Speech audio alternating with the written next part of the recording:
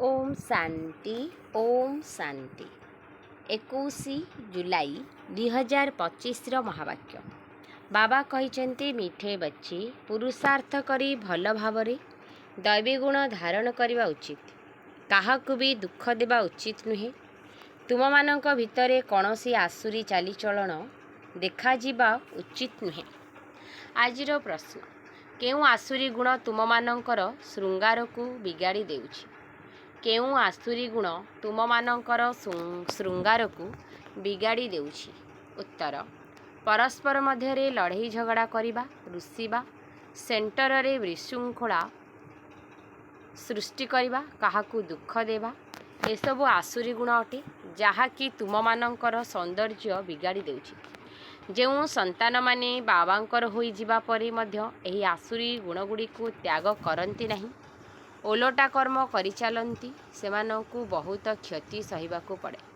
प्रत्येक कर्मर हिसाब अलग अलग बाबा पिता सहित धर्मराज्य मध्य अटंती। आजिर गीत अछि भोला नाश से निराला। ओम शांति।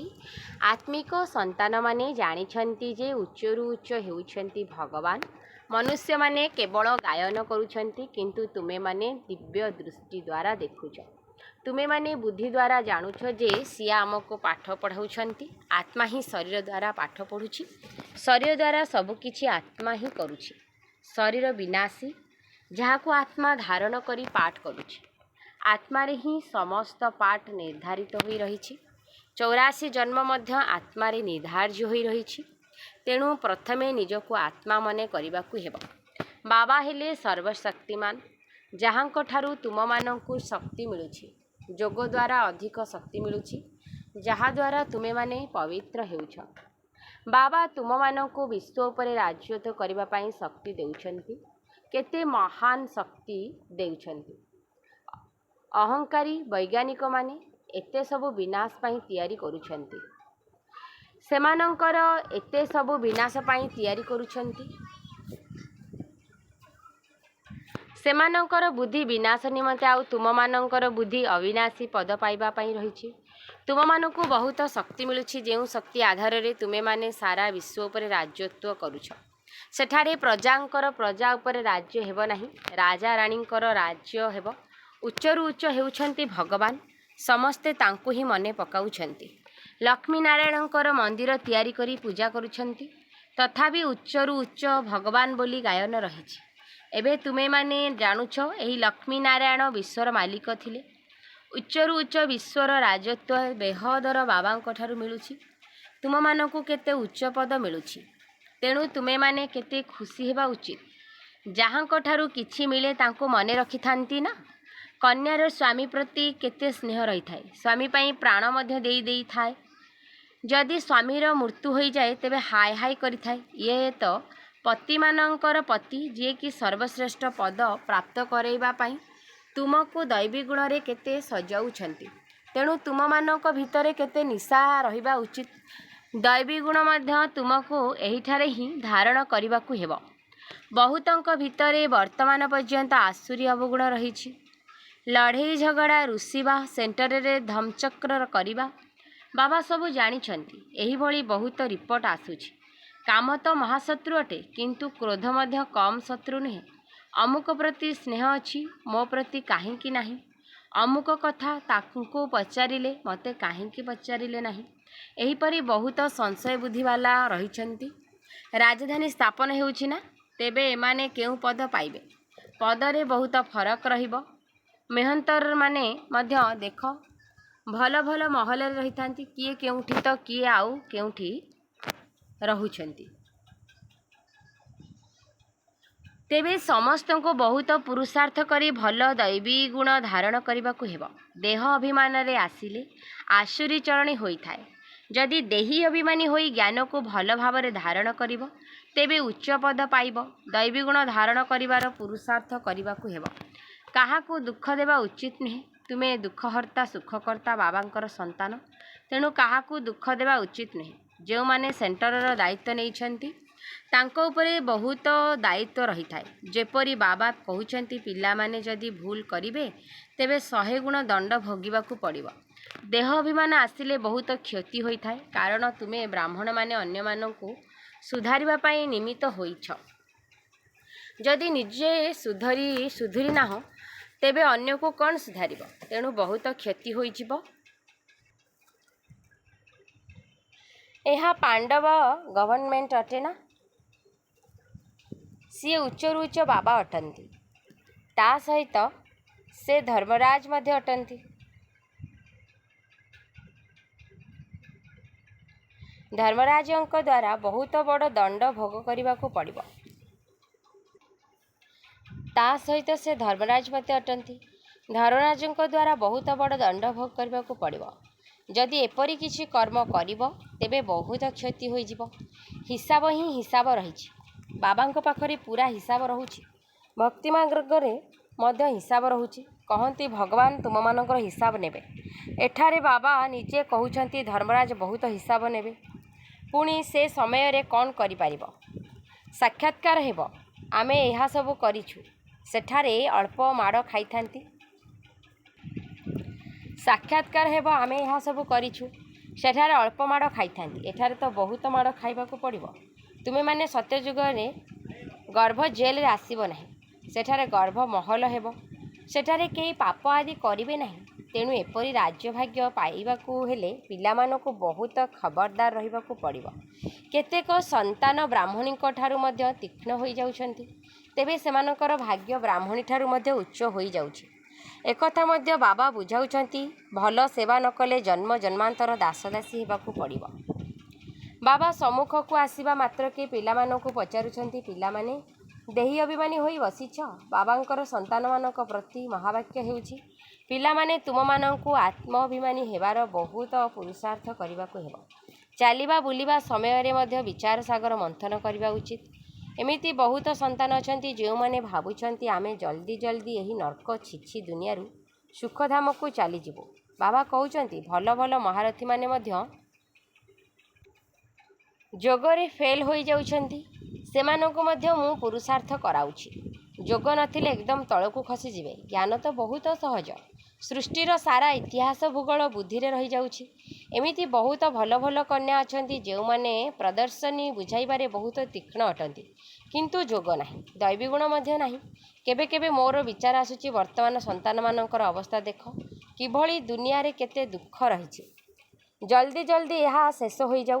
ଅପେକ୍ଷା କରି ବସିଛନ୍ତି ଜଲ୍ଦି ଜଲ୍ଦି ସୁଖଧାମକୁ ଯିବେ। ଯିବା ପାଇଁ ଛଟପଟ ହେଉଛନ୍ତି। କାହିଁକି ନା ବାବା ଆମକୁ ସ୍ୱର୍ଗର ରାସ୍ତା ବତାଉଛନ୍ତି। ଯେପରି ବାବାଙ୍କୁ ଦେଖିବା ପାଇଁ ଛଟପଟ ହେଉଛନ୍ତି, ଭାବୁଛନ୍ତି ଏପରି ବାବାଙ୍କ ସମ୍ମୁଖକୁ ଯାଇ ପ୍ରତିଦିନ ଶୁଣିବୁ। ଏବେ ବୁଝିପାରୁଛନ୍ତି ଯେ ଏଠାରେ କୌଣସି ଜଞ୍ଜାଳ ନାହିଁ। ବାହାରେ ରହିଲେ ସମସ୍ତଙ୍କ ସହିତ ସମ୍ପର୍କ ରଖିବାକୁ ପଡ଼ିଥାଏ, ନଚେତ୍ ଅସୁବିଧା ହୋଇଯିବ। ସେଥିପାଇଁ ସମସ୍ତଙ୍କୁ ଧୈର୍ଯ୍ୟ ଦେଉଛନ୍ତି। ଏଥିରେ ବହୁତ ଗୁପ୍ତ ମେହନତ ରହିଛି। ଯୋଗବଳ ଜମା କରିବାର ମେହନତ କରି କେହି କରୁନାହାନ୍ତି।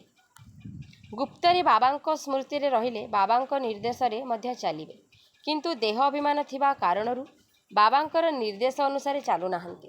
ତେଣୁ ମୁଁ କହୁଛି ନିଜର ଚାର୍ଟ ଲେଖ, ତେବେ ଉନ୍ନତି ହେବ। ଏକଥା କିଏ କହୁଛନ୍ତି? ଶିବ ବାବା। ଯଦି ଶିକ୍ଷକ କାମ ଦିଅନ୍ତି ତେବେ ତାହା କରି ଆସିଥାନ୍ତି ନା? ଏଠାରେ ଭଲ ଭଲ ସନ୍ତାନମାନଙ୍କୁ ମଧ୍ୟ ମାୟା କରିବାକୁ ଦେଉନାହିଁ। ଭଲ ଭଲ ସନ୍ତାନମାନଙ୍କର ଚାର୍ଟ ବାବାଙ୍କ ପାଖକୁ ଆସିଲେ ବାବା କହିବେ ଯେ ଦେଖ କିପରି ଯୋଗଯୁକ୍ତ ହୋଇ ରହୁଛନ୍ତି। ଭାବୁଛନ୍ତି ଆମେ ଆତ୍ମାମାନେ ଏକମାତ୍ର ପ୍ରେମିକଙ୍କର ପ୍ରେମିକା ଅଟୁ। ଶାରୀରିକ ପ୍ରେମିକା ଅନେକ ପ୍ରକାରର ଥାଆନ୍ତି। ତୁମେମାନେ ବହୁତ ପୁରୁଣା ପ୍ରେମିକା ଅଟ। ଏବେ ତୁମକୁ ଦେହୀ ଅଭିମାନୀ ହେବାକୁ ପଡ଼ିବ। ସେଥିପାଇଁ କିଛି ନା କିଛି ସହନ କରିବାକୁ ମଧ୍ୟ ପଡ଼ିବ। କେବେ ବି ଅହଙ୍କାରୀ ହେବା ଉଚିତ ନୁହେଁ। ବାବା ଏପରି କହୁନାହାନ୍ତି ଯେ ହାଡ଼ ମଧ୍ୟ ଦେଇଦିଅ। ବାବା କହୁଛନ୍ତି ଭଲ ସ୍ୱାସ୍ଥ୍ୟ ରଖିଲେ ସେବା ମଧ୍ୟ ଭଲ ଭାବରେ କରିପାରିବ। ବେମାର ହେଲେ ପଡ଼ି ରହିବ। କେହି ଡାକ୍ତରଖାନା ମାନଙ୍କରେ ମଧ୍ୟ ବୁଝାଇବାର ସେବା କରୁଛନ୍ତି। ତେଣୁ ଡାକ୍ତରମାନେ କହୁଛନ୍ତି ଏମାନେ ଫରିସ୍ତା ଅଟନ୍ତି। ଚିତ୍ର ସାଥିରେ ନେଇଯାଉଛନ୍ତି। ଯିଏ ଏହିପରି ସେବା କରୁଛନ୍ତି ତାଙ୍କୁ ଦୟାଳୁ କୁହାଯାଏ। ଏହିଭଳି ସେବା କରିଲେ କେହି ବାହାରିବେ। ଯେତେ ଯୋଗଯୁକ୍ତ ହୋଇ ରହିବ ତେବେ ଯୋଗବଳ ଦ୍ୱାରା ମନୁଷ୍ୟମାନଙ୍କୁ ତୁମେମାନେ ଆକର୍ଷିତ କରିପାରିବ। ଏଥିରେ ହିଁ ତାକତ ରହିଛି। ପବିତ୍ରତା ହେଉଛି ପ୍ରଥମ। କୁହାଯାଏ ପ୍ରଥମେ ପବିତ୍ରତା ଏବଂ ଶାନ୍ତି ପରେ ସମୃଦ୍ଧି। ଯୋଗବଳ ଦ୍ୱାରା ତୁମେ ପବିତ୍ର ହେଉଛ। ପୁଣି ରହିଛି ଜ୍ଞାନର ବଳ। ଯୋଗରେ କେବେ ବି ଦୁର୍ବଳ ହୁଅ ନାହିଁ। ଯୋଗରେ ହିଁ ବିଘ୍ନ ପଡ଼ିଥାଏ। ଯୋଗବଳ ଦ୍ୱାରା ତୁମେମାନେ ମଧ୍ୟ ପବିତ୍ର ହେବ ଏବଂ ଦୈବୀଗୁଣ ତୁମ ଭିତରେ ଆସିବ। ବାବାଙ୍କର ମହିମାକୁ ଜାଣିଛ ନା? ବାବା କେତେ ସୁଖ ଦେଉଛନ୍ତି। 21 ଜନ୍ମ ପାଇଁ ତୁମମାନଙ୍କୁ ସଦା ସୁଖୀ ହେବାର ଯୋଗ୍ୟ କରୁଛନ୍ତି। ତେଣୁ କେବେ ବି କାହାକୁ ଦୁଃଖ ଦେବା ଉଚିତ ନୁହେଁ। କେତେକ ସନ୍ତାନ ଡିସସର୍ଭିସ୍ ଅର୍ଥାତ୍ ଅପସେବା କରି ନିଜକୁ ଯେପରି ଶ୍ରାପିତ କରୁଛନ୍ତି, ଅନ୍ୟମାନଙ୍କୁ ବହୁତ ହଇରାଣ କରୁଛନ୍ତି।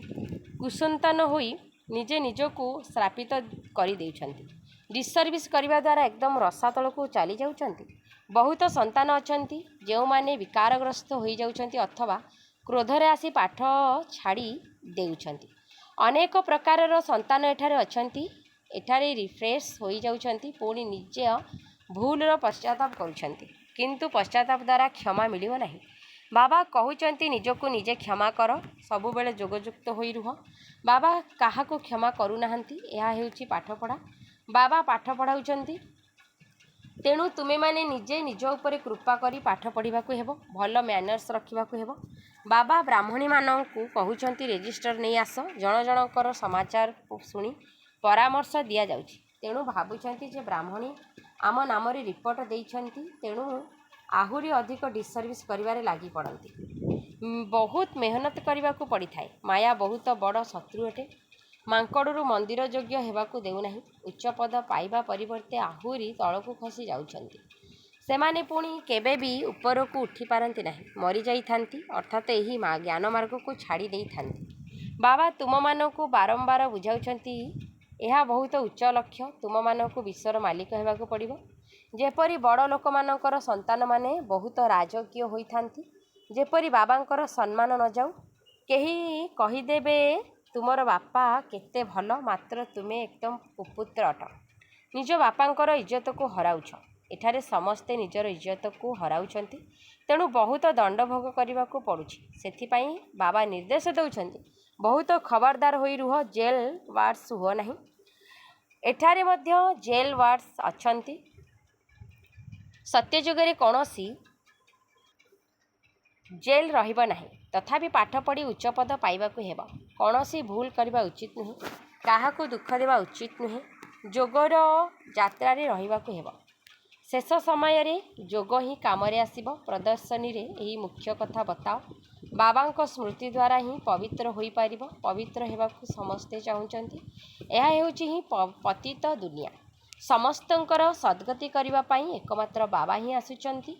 ଖ୍ରୀଷ୍ଟ, ବୁଦ୍ଧ ଆଦି କେହି ମଧ୍ୟ କାହାର ସଦ୍ଗତି କରିପାରିବେ ନାହିଁ। ପୁଣି ବ୍ରହ୍ମାଙ୍କୁ ମଧ୍ୟ ସଦ୍ଗତିଦାତା କହିଦେଉଛନ୍ତି, କିନ୍ତୁ ବାସ୍ତବରେ ବ୍ରହ୍ମାଙ୍କୁ ମଧ୍ୟ ସଦ୍ଗତିଦାତା କୁହାଯିବ ନାହିଁ। ସିଏ ଦେବୀ ଦେବତା ଧର୍ମର ନିମିତ୍ତ ଅଟନ୍ତି। ଯଦିଓ ଦେବୀ ଦେବତା ଧର୍ମର ସ୍ଥାପନା ଶିବ ବାବା କରୁଛନ୍ତି, ତଥାପି ନାମ ତ ରହିଛି ନା ବ୍ରହ୍ମା, ବିଷ୍ଣୁ, ଶଙ୍କର। ତ୍ରିମୂର୍ତ୍ତି ବ୍ରହ୍ମା କହିଦେଉଛନ୍ତି। ବାବା କହୁଛନ୍ତି ଇଏ ମଧ୍ୟ ଗୁରୁ ନୁହନ୍ତି। ଗୁରୁ କେବଳ ଜଣେ ଅଟନ୍ତି। ତାଙ୍କ ଦ୍ୱାରା ତୁମେମାନେ ଆଧ୍ୟାତ୍ମିକ ଗୁରୁ ହେଉଛ।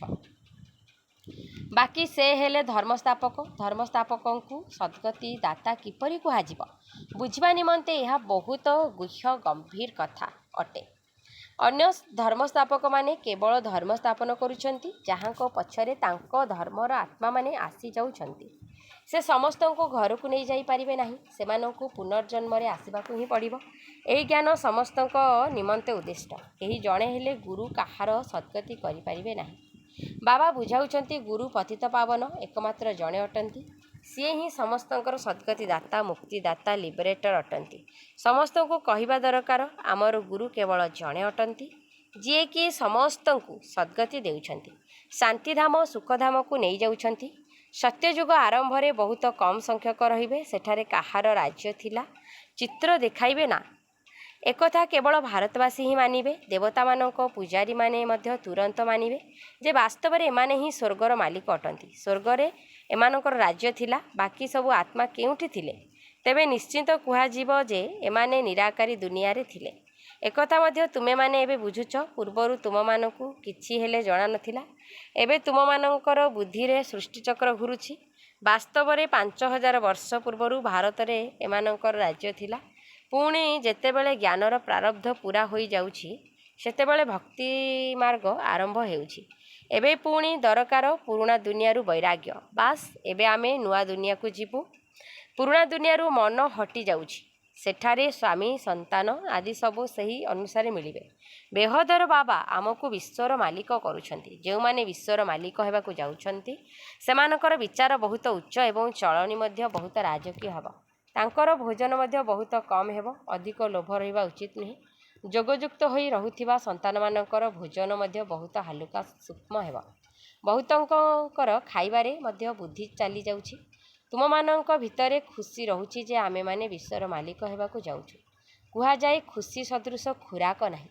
ସର୍ବଦା ଏହିପରି ଖୁସିରେ ରହିଲେ ଖାଦ୍ୟ ପାନୀୟ ମଧ୍ୟ ବହୁତ କମ୍ ହୋଇଯିବ। ବହୁତ ଖାଇବା ଦ୍ୱାରା ଭାରି ହୋଇଯାଆନ୍ତି, ପୁଣି ନିଦରେ ଢୁଳାଇଥାନ୍ତି, ଗୁଟ୍ଖା ଖାଇଥାନ୍ତି, ପୁଣି କୁହନ୍ତି ବାବା ନିଦ ଆସୁଛି।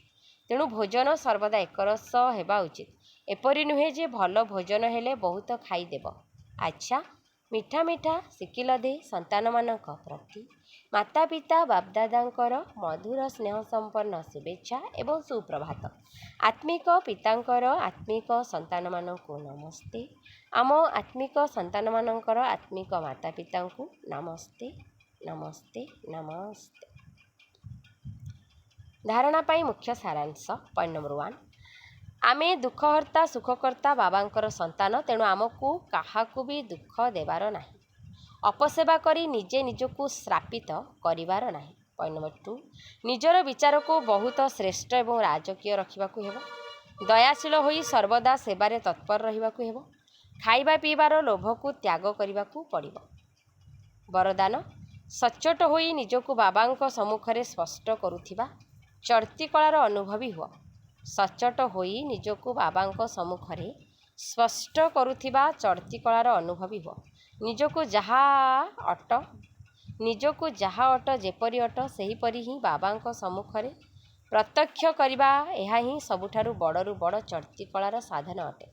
ବୁଦ୍ଧି ଉପରେ ଯେଉଁ ସବୁ ଅନେକ ପ୍ରକାରର ବୋଝ ରହିଛି ସେଗୁଡ଼ିକୁ ସମାପ୍ତ କରିବାର ଏହା ହିଁ ସହଜ ବିଧି ଅଟେ। ସଚ୍ଚୋଟ ହୋଇ ନିଜକୁ ବାବାଙ୍କ ସମ୍ମୁଖରେ ସ୍ପଷ୍ଟ କରିବା ଅର୍ଥ ପୁରୁଷାର୍ଥର ମାର୍ଗକୁ ସ୍ପଷ୍ଟ କରିବା। କେବେ ବି ଚତୁରତାପୂର୍ବକ ନିଜର ମନମତ ଏବଂ ପରମତର ଯୋଜନା କରି ବାବାଙ୍କ ବା ନିମିତ୍ତ ହୋଇଥିବା ଆତ୍ମାଙ୍କ ସମ୍ମୁଖରେ ଯଦି କୌଣସି କଥା ରଖୁଛ ତେବେ ଏହା ମଧ୍ୟ ସଚ୍ଚୋଟତା ନୁହେଁ। ସଚ୍ଚୋଟତା ଅର୍ଥାତ୍ ଯେପରି ବାବା ଯିଏ ଅଟନ୍ତି, ଯାହା ଅଟନ୍ତି ପିଲାମାନଙ୍କ ସମ୍ମୁଖରେ ପ୍ରତ୍ୟକ୍ଷ ଅଟନ୍ତି, ସେହିପରି ପିଲାମାନେ ମଧ୍ୟ ବାବାଙ୍କ ସମ୍ମୁଖରେ ପ୍ରତ୍ୟକ୍ଷ ହେବା ଦରକାର। ସ୍ଲୋଗାନ, ସଚ୍ଚା ତପସ୍ୱୀ ତାଙ୍କୁ କୁହାଯିବ ଯେଉଁମାନେ ସର୍ବଦା ସର୍ବସ୍ୱ ତ୍ୟାଗୀର ପୋଜିସନରେ ରହୁଥିବେ। ଅବ୍ୟକ୍ତ ଇସାରା, ସଂକଳ୍ପ ଶକ୍ତିକୁ ଜମା କରି ଶ୍ରେଷ୍ଠ ସେବାର ନିମିତ୍ତ ହୁଅ। ସଂକଳ୍ପ ଶକ୍ତିକୁ ଜମା କରି ଶ୍ରେଷ୍ଠ ସେବାର ନିମିତ୍ତ ହୁଅ। ବର୍ତ୍ତମାନ ହିଁ ଭବିଷ୍ୟତର ଦର୍ପଣ ଅଟେ। ତେଣୁ ବର୍ତ୍ତମାନର ସ୍ଥିତିରୂପୀ ଦର୍ପଣ ଦ୍ୱାରା ନିଜର ଭବିଷ୍ୟତକୁ ସ୍ପଷ୍ଟ ରୂପରେ ଦେଖିପାରିବ। ଭବିଷ୍ୟତର ରାଜ୍ୟ ଅଧିକାରୀ ହେବା ପାଇଁ ଚେକ୍ କର ଯେ ବର୍ତ୍ତମାନ ସମୟରେ ମୋ ଭିତରେ ଶାସନ କରିବାର ଶକ୍ତି କେତେ ପରିମାଣରେ ରହିଛି। ପ୍ରଥମେ ନିଜର ସୂକ୍ଷ୍ମ ଶକ୍ତିଗୁଡ଼ିକ, ଯାହାକି ତୁମର ବିଶେଷ କର୍ମକର୍ତ୍ତା ଅଟନ୍ତି, ନିଜର ସଂକଳ୍ପ ଶକ୍ତି ଉପରେ ଏବଂ ବୁଦ୍ଧି ଉପରେ ସମ୍ପୂର୍ଣ୍ଣ ଅଧିକାର ରହୁ। ତେବେ ଯାଇ ନିଜର ଭବିଷ୍ୟତକୁ ଉଜ୍ଜ୍ୱଳ କରିପାରିବ। ଆଚ୍ଛା, ଓମ୍ ଶାନ୍ତି, ଓମ୍ ଶାନ୍ତି।